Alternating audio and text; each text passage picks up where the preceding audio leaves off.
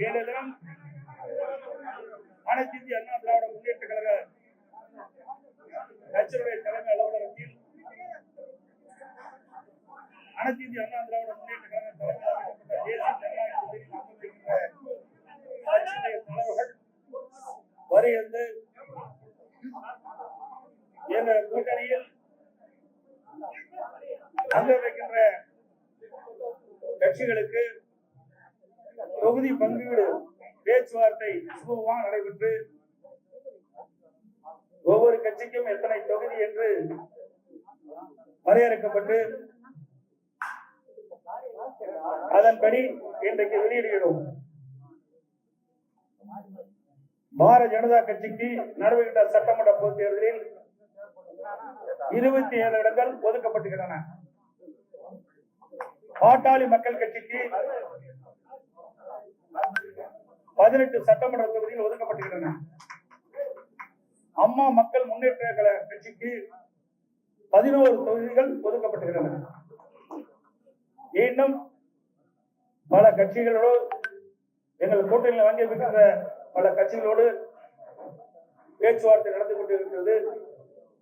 இன்று இரவுக்குள் சுமூகமாக பேச்சுவார்த்தை முடிவு பெற்று அந்த கட்சிகளுக்கு எத்தனை தொகுதி என்று அறிவிக்கப்படும் என்பதை மகிழ்ச்சியுடன் நேரத்தில் தெரிவித்து வருகிறேன்.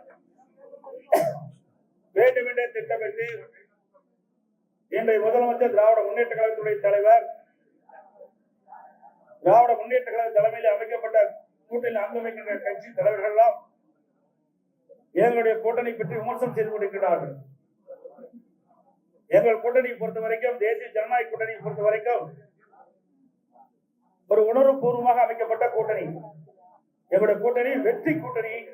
நடைபெறுகின்ற சட்டமன்ற பொதுத் தேர்தலில் 234 இடங்களிலே 210 இடங்களில் நிச்சயமாக வெல்லும். எங்களுடைய கூட்டணி ஆட்சி கூட்டணியிலே அதிக இடங்களை வென்று அதிமுக ஆட்சி அமைக்கும். இன்னைக்கு வேண்டுமென்றே திட்டமிட்டு அனைத்து இந்திய அண்ணா திராவிட முன்னேற்ற கழகம் பாரதிய ஜனதாவோடு கூட்டணி அமைச்சிருக்கின்றன. டெல்லிக்கு சென்றால் நாங்களோ எங்கள் கூட்டணியில் அங்கமைக்கின்ற கட்சியுடைய தலைவர்களோ டெல்லிக்கு சென்றால் திட்டமிட்டு அவதூறு செய்தியை பரப்புவது இன்றைய முதலமைச்சருடைய வாடிக்கையாக இருக்கின்றது. இன்றைக்கு ஒவ்வொரு கட்சியும் கூட்டணி அமைத்து போட்டியிடுகின்றன.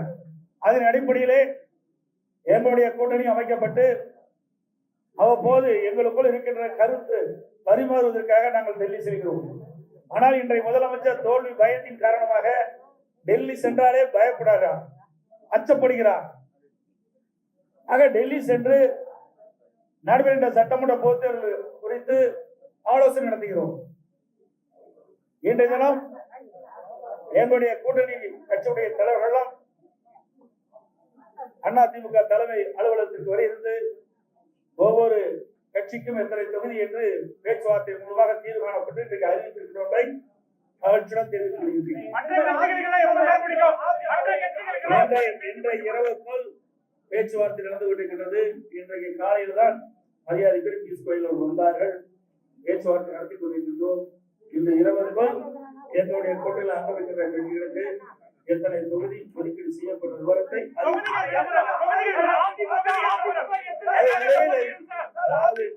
ஒரே தொகுதியில் எந்தெந்த தொகுதியில் எத்தனை ஒவ்வொரு கட்சிக்கும் எத்தனை இடங்களில் அறிவிக்கப்படும். பிறகு இப்ப பேச்சுவார்த்தை நடத்தி எந்தெந்த கட்சிக்கு எவரிடம் ஒதுக்கப்பட்டதோ அந்த இடத்திற்கு தக்கவாறு தொகுதிகள் பேச்சுவார்த்தை மூலமாக தீர்வு காணப்படும். அதிமுக எத்தனை இடங்கள்ல போட்டியிடும் சார்? அதாவது அதான் சொன்னேன், பேச்சுவார்த்தை நடந்து கொண்டிருக்கிறது. இன்னும் சில கட்சிகளுக்கு நாங்கள் இடங்கள் அளிக்கப்பட வேண்டும். இறுதி செய்யப்பட்ட பிறகு உங்களிடம் நிச்சயமாக தெரிவிப்போம்.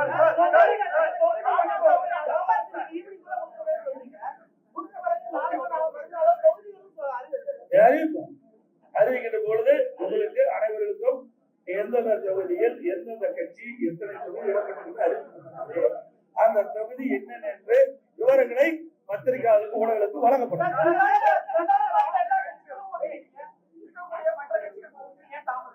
ஏங்க இன்னைக்கு காலையில தான் வந்தேன். 20 நாள் நடக்குது, அந்த கட்சி கேட்க மாட்டேங்கிறீங்க. 20 நாட்கள் பேச்சுவார்த்தை நடத்திட்டு இருக்கிறாங்க. இன்னும் பேச்சுவார்த்தையும் நடக்கல. வந்தாங்க மரியாதைக்குரிய பாரதிய ஜனதா கட்சியினுடைய மத்திய அமைச்சர் பியூஷ் கோயல் அவர்கள், மரியாதைக்குரிய திரு நாகேந்திரன் அவர்கள், மரியாதைக்குரிய மத்திய அமைச்சர் முருகன் அவர்கள், மரியாதைக்குரிய பாட்டாளி மக்கள் கட்சியுடைய தலைவர், மரியாதைக்குரிய முன்னாள் மத்திய அமைச்சர் சகோதரர் அன்புமணி ராமதாஸ் அவர்கள், முன்னாள் எம்பி, மரியாதைக்குரிய அம்மா மக்கள் முன்னேற்ற கழகத்துடைய பொதுச் செயலாளர் ஜிபி அவர்கள் இங்கே வருகிறார்கள். மற்றும் எங்களுடைய கூட்டில் அங்கமைக்கின்ற ஜான் பாண்டியன் அவர்களும் வந்திருக்கிறார்கள். மற்றும் மரியாதைக்குரிய பெரியவர் பார்வையாளர் அவர்களும் வந்திருக்கிறார்கள். எங்களுடைய கூட்டணியில் அங்கமைக்கின்ற கட்சிகளும் உங்களை சந்தித்திருக்கின்றோம். எங்கள் கூட்டணியில் காலையில் தான் வந்தாங்க, மதியம் முடிவு செய்யப்பட்டது, நாளை அறிவிக்கப்பட்டது. எவ்வளவு விரைவாக அறிவிக்கப்பட்டது! அதாவது 20 நாட்கள் காங்கிரசுக்கும் திமுகவுக்கும் மாற்று போடுவதற்கு எந்த பத்திரிகையும் ஊடகமும் விவாத மேடை வைக்கவே இல்லை. எங்களுடைய கூட்டணி அப்படி அல்ல. எங்களுடைய கூட்டணியுடைய நோக்கம் மக்களோட திமுகவை அகற்றப்பட வேண்டும். அந்த எண்ணத்தின் அடிப்படையில் தான் நாங்கள் செயல்பட்டுகிறோம். எங்களுடைய உணர்வு பூர்வமாக எங்களுடைய கூட்டணி அமைக்கப்படுகின்ற செய்தி இந்த நேரத்தில் அதிமுக அலுவலகம் வந்திருக்காரு. இந்த சந்திப்பு எப்படி உங்களுக்கு என்ன கஷ்டமா இருக்குது? அதே விட மாட்டேங்கிறீங்க. எப்படியாவது ஒரு பிரச்சனையை எழுப்பலான்னு பாக்குறீங்க. எந்த பிரச்சனையும் கூட்டணி தலைவர்கள் இடம் கொடுக்க மாட்டாங்க. கேக்குறீங்களே, காங்கிரஸ் கட்சி எமர்ஜென்சி கொண்டாங்க, விசா கொண்டாங்க, அவர்கள் இந்த கேள்வி கேட்க மாட்டேங்கிறீங்களே. விசா கொண்டாந்தாங்க, எமர்ஜென்சி கொண்டாந்தாங்க, நாங்களே ஜெயிலில் அடைக்கப்பட்டோம் என்று சொல்லிக்கிற கட்சியோடு கூட்டணி வச்சிருக்காங்கல்ல. இழுபறிக்கு இடையில தானே கூட்டணி நடந்துட்டு இருக்கு. திமுகவுல கம்யூனிஸ்டுக்கு, விடுதலை கம்யூனிஸ்டுக்கு இன்னும் கூட்டணி பேச்சுவார்த்தை முடியல, இறுதியாகல. அதே மாதிரி விடுதலை சிறுத்தை கட்சிக்கு இன்னும் கூட்டணி இறுதி செய்யல. பாவம், என்ன செய்வது? போனதற்கு 6 சீட்டு வாங்கினாங்க, 5 சீட்டுக்கு அலையோடு அலைஞ்சிட்டு இருக்கிறாங்க.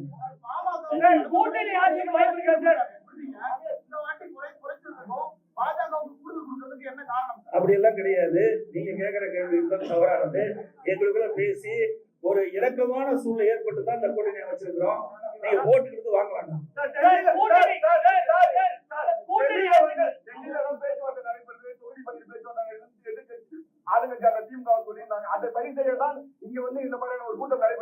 ஏங்க இது என்ன அறிவிச்சுமே இல்லையா? அறிவிச்சிருக்கவே இல்லையா? ஏங்க ஒரு கட்சினா அவ போய் டிஸ்கஸ் ஆகலாம். திருமதி கனிமொழி போனாங்களே டெல்லிக்கு, எதுக்காக போனாங்க?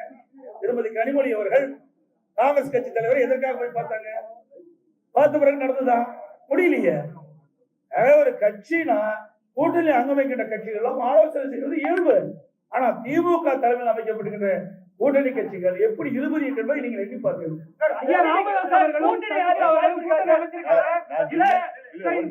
நான் டெல்லிக்கு போனது ராஜ்யசபால போய் கையெழுத்து போட போனேன். அத ஒரு விவாதம் மாத்தல. நான் பேச்சுவார்த்தை நடத்தினாங்கன்னா அனைத்து இந்திய அண்ணா திராவிட முன்னேற்ற கழகம் ஆட்சி அமைக்கும், உங்களுக்கு எந்த சந்தேகம் தேவையில்லை. திருப்பி 100 வரை கேட்டாலும் இதுதான்.